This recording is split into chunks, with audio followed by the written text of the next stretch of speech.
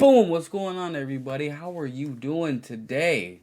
It's great to see you on the third episode of the podcast. Welcome back to it. First and foremost, thank you all for all the love and support you guys have been showing on all the recent podcasts and on my videos in general and on the channel. I've been feeling the love, y'all. I've been feeling the love, and I really do appreciate y'all for that. So, without further ado, let's just get right on into it. Let's go. Let's get it. For once, I'm not wearing a hoodie.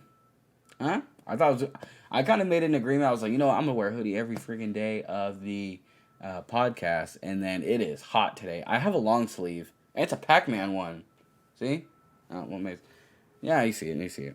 I asked Instagram for some questions, and they gave me some. Not that many, so we're gonna run through them, and then at the very end, I have a topic and just something I want to talk about in general. Anyway, so make sure you guys either stay tuned or look in the show notes in the description to go right to that thing. Or if you asked a question, you only wanted to hear my response to your question, then of course the show notes are down below, and you can just click on that and go right to that part of the video. So let's get into it with the first couple questions were asked by the love of my life. Shout out to Freddie, rest in peace. She says, artists I think are underrated. Well, there's only one answer that comes to my mind, and the only reason he's underrated is because he's not new to the rap game, but people are still sleeping on him. That's Hashimoto. Yeah. You guys should have already known my answer. Hashimoto? Yeah. Like, bro, Hashimoto is crazy raw. And let me tell you why. Hashimoto's like an ogre. There's layers. But nah, for real. Mr. Hashimoto is dope, man. He's dope. And I'm not even saying that because he's my best friend. And, of course you're going to say that. He's your best friend. No. If he's my best friend, and that is... I'm harder on him because he's my best friend for music. But he is crazy raw. Like, he started off... some of his older songs are super duper good. One in particular where... I'm sorry, I really cannot remember the name because it was such a long time ago. But... he was telling a story about a girl he was talking to, and then she ends up just all of a sudden losing interest or whatever. And the storytelling is A1. Because I know the story, right? Like, I know it. And I also love writing. I don't really like doing it anymore, but I used to love writing stories. And he wrote that song so freaking good that I was like, dang, I'm sad his heart is broken, but I'm so happy that it was because this song is fire, So he's really raw. He also has some of his older songs. He just like really cool little like bars in there. Where you're like, ooh, okay. I'm a guy who I love my bars. My favorite rappers have crazy bars, or they can just like flow on a beat. And nowadays, which keeping it a buck with you guys, keeping it 100, I miss those older songs. He does still have great storytelling in his songs. Sometimes when he's just kind of talking about how he feels about certain things, but I don't know, man. Hashimoto's raw, and he is. I've seen some of the things he's working on. I'm not gonna spoil any of it, but they are insane. All I can say is jump on the Mr. Hashimoto bandwagon before it's too late, because we're leaving soon. We're leaving soon. And don't try to be there when he already blows up. And be like, oh, I watched Son's podcast. I've been a fan since then. No, you weren't. Because if you listen to this podcast and you're a fan now, that's great. But don't try to be like, I've been a fan since that. And then, not even know the songs I'm talking about. What? What I just said makes no sense. I don't know. But either way, Miss Hashimoto is the most underrated. She also asked, if I could be in any Nickelodeon or Cartoon Network show, what would it be? To keep it a buck with you guys, I would probably want to be in Foster's Home for Imaginary Friends, because it's not so far off of reality. I could still live my usual life, but I get the added benefit of all the freaking monsters in there, or not the monsters, imaginary friends. What? But yeah, you're telling me I could live the life I'm living now, but I could have the. Don't act like you don't want an imaginary friend. Come on. They are all so fire. I would probably go for Will, honestly. I would probably go for Will. He's just lit, dude. I don't know. He's dope. I mean, I don't know. I wouldn't be able to fit him in my house, so maybe that would be a problem. But either way, he's dope. So that would definitely be the one. She said, "What is my biggest fear or mistake taught you?" All right, let's get a little deeper. Now that we're kind of doing with all the little goofy, all the laughing, let's get a little deep with this one. Hopefully you either haven't made this mistake, and this will prevent you from doing it, or you are currently making this mistake and this helps you turn your life around to not make this mistake, or maybe you've made it and you can relate. But either way, look, treating your job, and when I say your job, I'm talking about your 9 to 5, or you're doing something that you're not going to want to do the rest of your life or whatever. Treating your job more important and putting more effort into that, and more money and more time, putting more of all that stuff into your job rather than your career is a humongous mistake. And it is a huge mistake people who are just figuring out what they want to do have been making and stuff like that. And I think it's probably the most common problem that this generation makes in general. It's what we're just kind of taught from our parents and whatnot. You know, you can, for those of you who may have worked in I don't know. For example, I work at a grocery store, and there are people there who have worked there for like 40 freaking years. Like, I work with this guy named Steve, and he is, I mean, he has to be in his 60s. There's no way he's not in his mid 60s. I don't even know how old he is. But he literally holds 2 jobs. Doesn't even need the money. He just loves working. And that is great. If you love working jobs like that, that is great. But his work ethic, if he applied that to like owning, like, let's say he wanted to like open up a business, dude, he would be insanely successful because all he does is work during the day and the night. Gets sleep when he can in between, but he's never late. He works harder than everybody, and he is great at his job. And for some reason, like me personally, when I graduated high school, right? I was 16 years old when I got my first job at Foot Locker, and I graduated at 18 years old. Graduated high school at 18. I was promoted to assistant manager, which was good to a certain extent because I needed the money and stuff like that and the job security. But my career, which is YouTube, took a back seat because I was more worried about, oh, stress at work, or, oh, how can I be a better assistant manager? And to be honest, I'm an all right manager, but in terms, like, I had plenty of flaws. I'm sure anybody who worked there could tell you that. I heard a whole lot of them all the time. I'm not even going to get into that time of my life. Like, that's a story for a whole another day. But I was so worried about that job that didn't even last. I wasn't even assistant manager for 3. I think it was an assistant manager for maybe 2. I want to say maybe. No, not 2. 1. No. Okay, it was like 1.5. That whole 1.5 year I spent worrying about that could have gone to YouTube. I also was like kind of job shadowing an entrepreneur who helped me like basically start my own business, and I'm not going to get into that. Like, don't ask what kind of business was it. Was it a clothing business or all that? It's a little bit more complicated, a little bit more to it. It's confusing. I really don't even want to get into it. I'm still confused to this day on what the heck that was. But basically, I put a lot of money into that, and I put in a lot of time and a lot of effort, and I was extremely focused in it and disciplined in it. And then like after a little over a year of me doing that, I realized, what the heck am I doing? I would much rather be doing YouTube. Why am I doing this?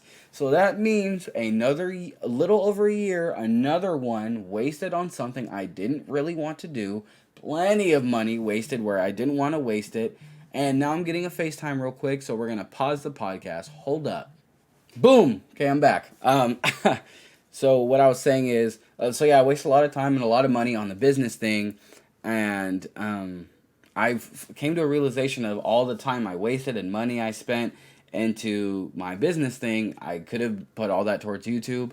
And then I realized that I was stressing myself out from work, like, oh my gosh, this person called out, and we're so short staffed here, and we had too much work this day. And then I would come home all agitated and not wanting to do YouTube. So I'm just irritated, I just want to relax and all that. Stop making your 9 to 5, your job, affect your career. You should, when you clock into a job, so I'll use my job as an example, but apply this to whatever the heck you do. So I work overnight stocking shelves and stuff like that at a grocery store. When I clock in, I work hard.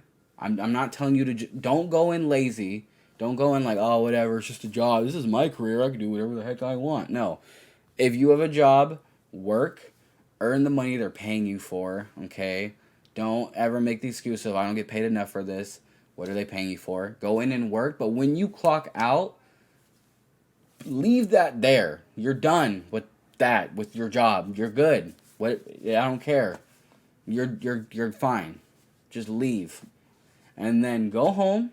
Showering. I feel like going home and showering after you work is obviously good because you don't stink anymore. But you just feel like you kind of wash off the stress a little bit. Shower. Eat if you need to. And then just like start going on whatever your career is. If you're a streamer, if you just worked an 8-hour shift, after you're done showering and all that, have a 3-hour stream or record a video and edit it and hopefully try to upload it. Or maybe you can upload it, but at least you had the recording and you started editing it. So tomorrow you can pick it right back up and upload it. If you are an artist or whatever, if you're a painter and you want to like sell paintings or you want to have your own clothing brand, if you work a 4-hour shift, do 4 hours of research on how to get your, what is it, seller's license or whatever, or start coming up with concepts or coming out with what you really want to do or make a plan or start sending emails and calling people on what you need to do.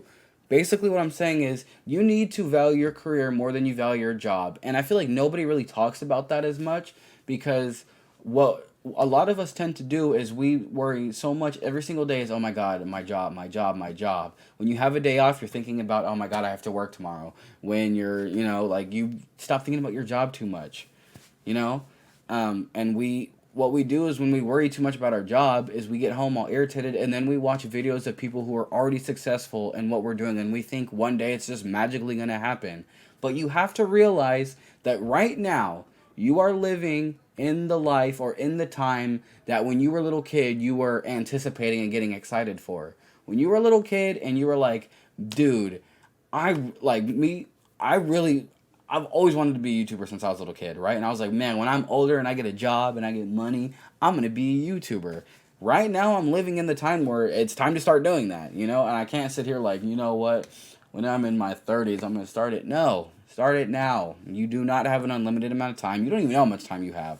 So work like every second could be your last. Stop making your job the main focus of your life. It is important, and you should be making sure you're good at your job and you're doing good and whatever, but your career is everything in your life. Alongside your family and all that. Of course, all that's important. Your mental health is the biggest thing, but make sure that you are not valuing your career or not valuing your job over your career. So, yeah, got a little deep on that one. And then she asked, do I want to take a Vicky? No, I don't take a Vicky. You can take a Vicky. That's an inside joke. I don't expect you guys to get it. Then we got a question from the man, the myth, the legend. Let me look at his Instagram real quick. Oh, no, he had the right way of pronouncing his name on his Instagram, but it's not here anymore. I'll put a link to his Instagram down below. Check that out ASAP. This dude is... I'm gonna try to Sekio. I hope that's the right pronunciation. If it's not, then either I'm bad at reading or you're bad at spelling. I'm just kidding, but he's amazing. Shoots music videos and edits them and just does stuff like that in general. He is so freaking talented. Like, no, for real. Like, check him out real quick. Love you, dude. Hope everything's going well for you.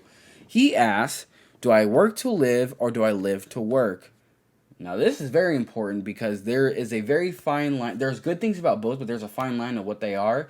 And I feel like having a combination of the best things about both is what the ideal lifestyle is, I guess. So, earlier I was talking about Steve, the guy I work with who is this he was like old guy or whatever who just like wakes up and works a whole bunch and works relentlessly or whatever. Um, Steve is the kind of guy who lives to work. He wakes up every day excited to go to work. He has no interest in owning a business, or he has no interest in like doing any of that. He just wants to have a job, come home, rest, go to work, spend time with his wife and kids, eat, rest, and go to work. He wants to go to work. Living to work is not how you want to live, man. It's not how you want to live, bro. It's really not it. Living to work, at least the way Steve does it. Now, I love Steve to death. Steve is dope, but like, you don't want to work in a job that's like physically demanding or whatever the heck. Because I feel like no matter what job it is, it's physically demanding because you're getting up or you're having to sit down or it's like you're doing all that stuff. Working until your body cannot work anymore is a terrible idea because people will do stuff like they'll work at a grocery store, right? And they're like, in 40 years, I can retire. But retirement is not an age, it's an income level and a number of assets. So when you get to being 70, right, and you're retired, whoop-de-doo, you don't get to enjoy all the things you would have wanted to enjoy because your body isn't as young as it used to be. You can't run around or have all these, stay up these late nights and have fun and do all this other stuff. Like now you're having to worry about a lot of health problems, and especially the people like I've talked to a couple of truck drivers, being at the grocery store, who they bring like the grocery products and stuff like that. Um, I remember I talked to this one guy who's like, his leg is super messed up and his back is super messed up from his job. And he's been doing truck driving for 20 years, which, I mean, if he really like is passionate about that, that's more power to him. But he was like, yeah, I gave this company my leg and my back. And he's like, but at least I can retire soon. I'm like, okay, you're going to retire soon with a terrible leg and a terrible back? That doesn't sound fun at all to me. I want to retire and be able to go on a vacation to a very nice place with my wife and eventually my kids. And I want to be able to not have any restrictions on how much fun I can have. Like, I don't want my health to be a concern on why I can't do something. I don't want my income level to be a reason why I can't do something. I don't want my availability to be a reason I can't do something. I just want it to be time. Like, do I have the time to be able to go to Hawaii? I do? Great, I'm going.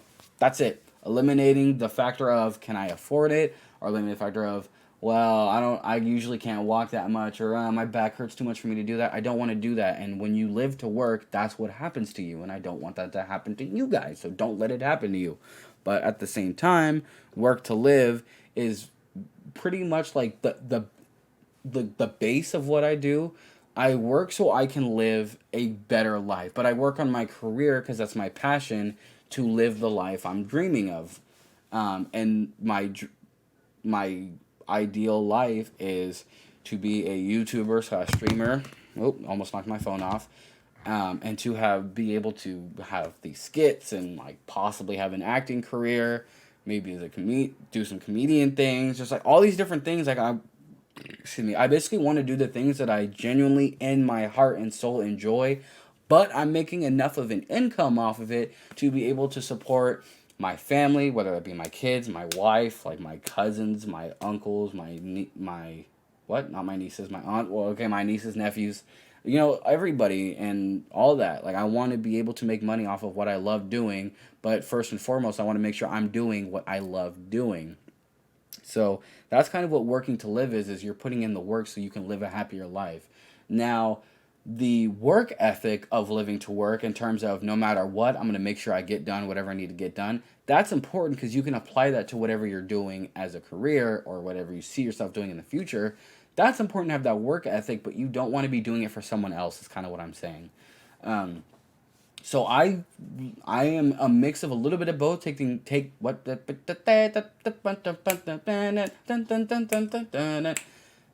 best parts of both and applying that to my life, which is kind of what you should do with everything in general. I feel like looking at everything from multiple perspectives and getting the best thing out of it is very important.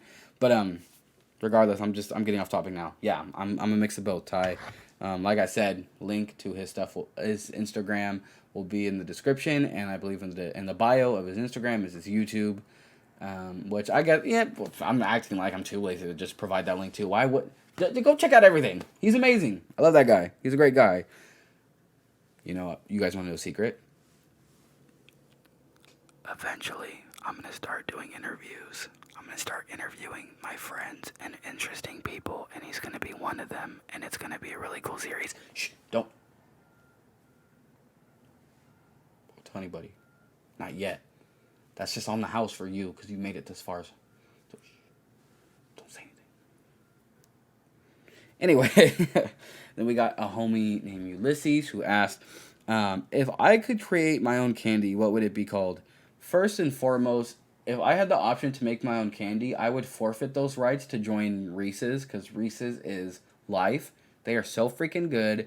I don't know who the heck came up with the recipe on peanut butter and mixing peanut butter and chocolate and the way they do it and all this other crap. They are way ahead of the candy game, like leagues ahead of everyone else. But if I had to come up with my own candy, I would probably say, I don't know, just like kind of like Sour Patch Kids, but with afros. I feel like just like a little guy with an afro candy would be dope. I don't even know what I call them. Fro bites, gummy fros, fro chews. I don't know.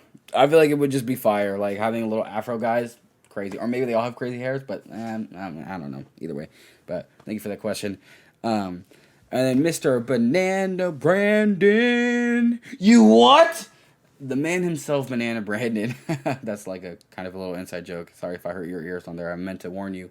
Says an overrated and an underrated NBA player. Or he said players, but I'm just going to do one each for the sake of time. Overrated is Rudy Gobert because the best parts about him are his blocking and his interior defense. I will say not defense, his interior defense and his rebounding.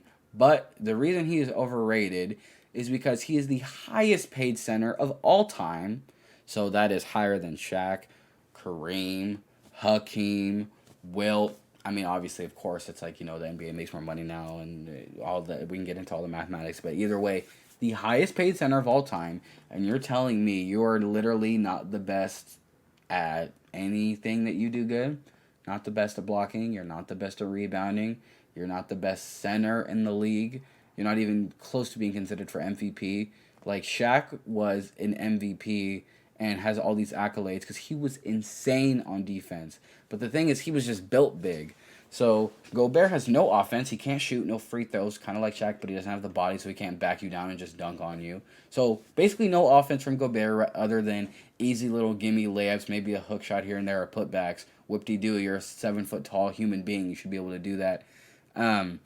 No, I mean, I don't know if he really has court vision. He's not known as like a passer like Jokic or other really good passing centers. I think Andrew Bogut is a really underrated passing center, and that's probably going to be my underrated player, but we'll get into that in a little bit.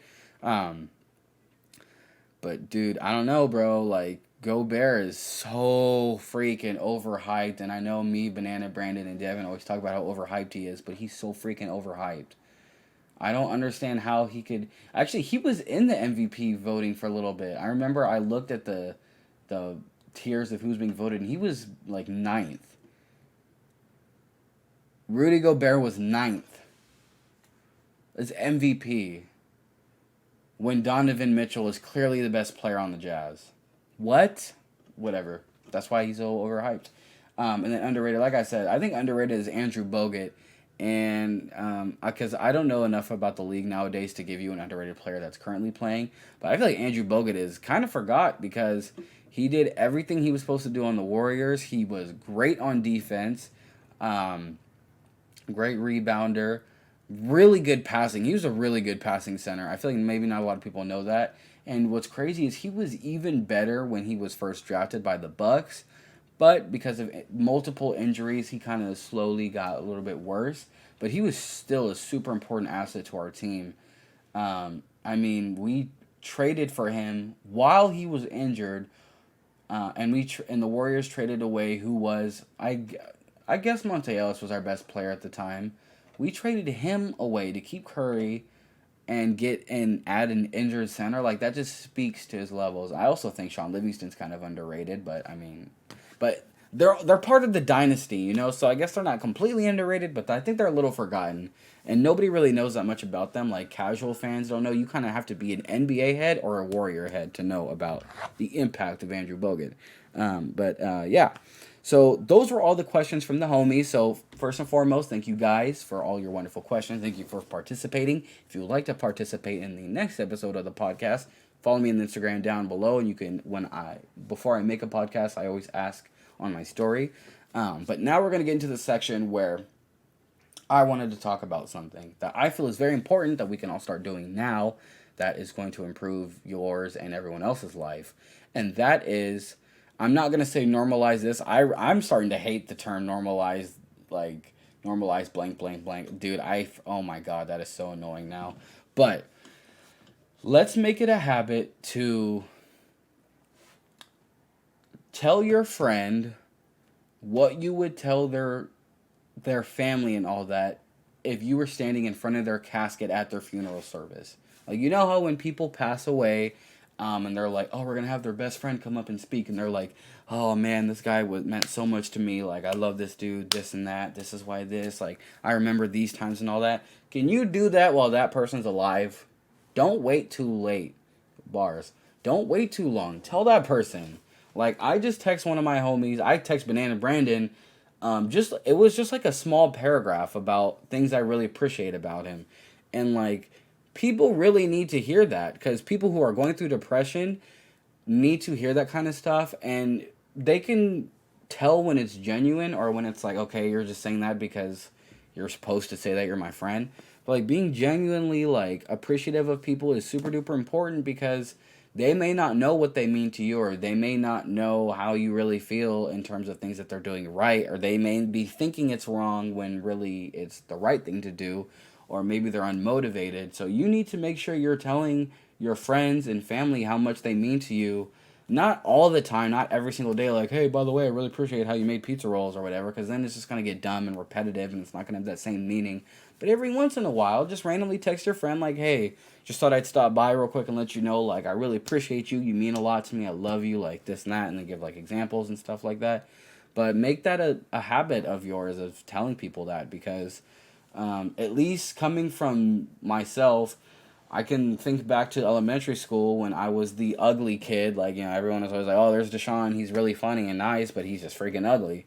The moment one girl said I was attractive and she wanted to date me, I held on to that compliment forever. Forever. And actually, a couple years ago, I remember she was in my suggested on Instagram. I remember I DM'd her just to thank her for giving me confidence to be myself, because without her,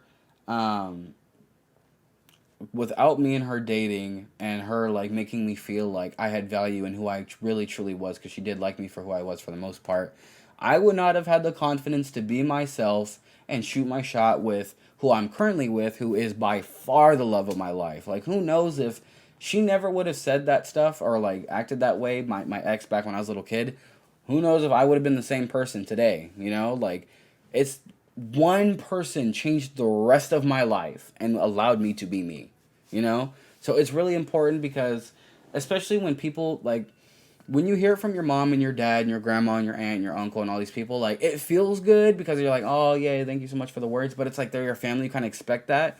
When you are their friend, you started off as a stranger who didn't know them at all, and now you see them all the time, and, you know, and they need to kind of like hear that sometimes, of why you mean so much to them or why they mean so much to you. Like, oh yeah, no, don't tell them why you should mean so much to them, because that's a little self-centered.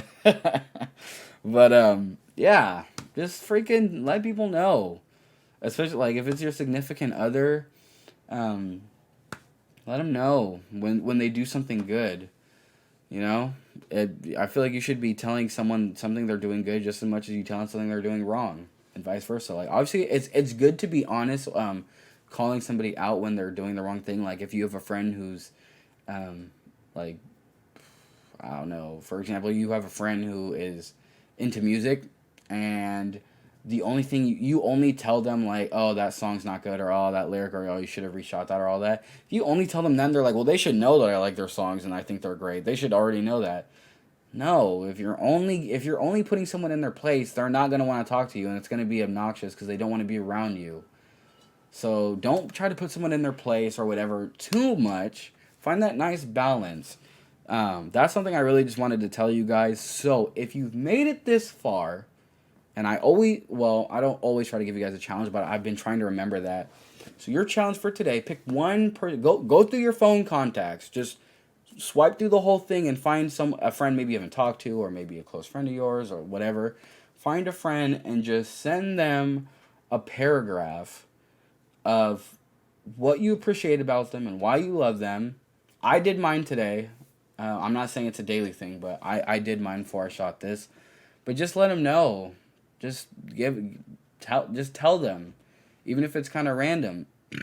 Excuse me, Just, hey, I just thought I'd pop by and let you know this. I'm just telling you this because I feel like I haven't said it out loud in a while, and I feel like I need to make sure that you know that. And that will mean a lot to a lot of people. I do that with some of my friends decently often, and it's every time I've done that, it's really helped somebody. And I'm not trying to sit here and get like a big head and be like, oh, it's because of me that people are confident in themselves, and if it wasn't for me, those people wouldn't even exist. But like, just being honest and talking to people about what they're doing right, because they have plenty of people telling them what they're doing wrong and what's bad about them. Like another little quick example before I talk your guys' ear off. I had this friend who was she was the younger sister of someone who I was already decently cool with. I guess nah, well, maybe not friend. We were like acquaintances. Like if like I had some of my friends who were like, how do I put this? It was like me and her were acquaintances. We shared common friends in between, right? And of course, like when we're hanging out with the same friend at the same time, we're having a good time with each other as well. But basically, so she's the person I'm talking about is the younger sister of that acquaintance person. And like after talking to her and getting to know her, I was like, well, you're actually like a pretty cool person. And for some reason, she was like not confident in herself. Even though, I mean, when she first got there, every freaking guy at the school was like head over heels for her. They're like all in love with this one girl. Like, oh my God, she's so pretty, all these things. And she had a lot of great features about her, yes. But for some reason, she wasn't confident. And I was like talking to her, I was like, why aren't you confident in yourself? Like, what's going on? Then I kind of got to the root of the problem. And then rather than sitting there like, oh, but you're so pretty, or you're so bad, or oh, but you have such a big butt, and I would hit, and all this stupid crap, I was like, let me break it down, every single piece of who you are, physically and like mentally, of why you are an amazing person. I broke it down, and I'm not saying like I was flirting and I was hoping to get something out of it and all that. Like, that's not my intention when I talk to people like that. Because I talk to all kinds of people like that who need that, because a lot of people don't know that. And it's really, like, let me just say this on the side real quick. It's really cool because my girlfriend knows that I'm not flirting with these people. I'm literally just like, you know how sometimes when you're really nice, people can take it as flirtation, like, oh, this guy's flirting with me, or he's trying to get with me. Like, no, I'm trust me, I'm very much in love, and I am very good and secure with who I'm with. I'm good. I do not want anybody else. But I was just telling her all these things, like, you got to be like confident and proud of yourself. Like, look at all these things you have. Like, look at who you are. Like, when you look in the mirror, like, you got to see what I'm seeing, and this is what people are seeing, and this is what's great about you. And then eventually got to the point where she got really confident. Now she's confident in herself, and I haven't talked to her in a really long time, but I hope she's doing great. And last time I remember is she was doing absolutely wonderful, and she was more herself and was making more friends. And I'm not trying to sit here and be like, and I did that because I'm the greatest friend ever, and I'm the greatest guy ever, and you should be like me. Like, that's not what I'm saying. But what I'm saying is it took one me to change her life forever, the same way it took one person to change my life forever. And all it could be is one thing you say, or consistently saying something, or helping someone get over something, could better the rest of their life. The rest of their life? You're going to give them confidence forever? What? That is lit. That's exciting. So that's your like your little challenge thing for the day. Thank you for listening to me talk again, you guys. Oh my God, thank you so much for the support on the podcast and everything. Look, I'm wearing a long sleeve. I look weird in a long sleeve. It's Pac-Man, though. Wait, no, Pac-Man. I can't even remember who bought me this. I can't remember if it was my friend or my girlfriend. Whoever it was, I love you. Thank you for it. But yeah, thank you guys so much for the support on the podcast. I hope you guys enjoyed this. Like I said, links are down below as well as the show notes. If you enjoyed all of this and you want to go back and listen to a certain part, I appreciate all the comments, likes, DMs, shout outs on the stories that I get from this. It really does help me feel better. And I very much look forward to seeing you guys on the next video and the next podcast. So I will talk to you guys then. Make sure you follow me on Instagram. And you look out on my stories so you can interact with the channel directly. And I will see you guys later.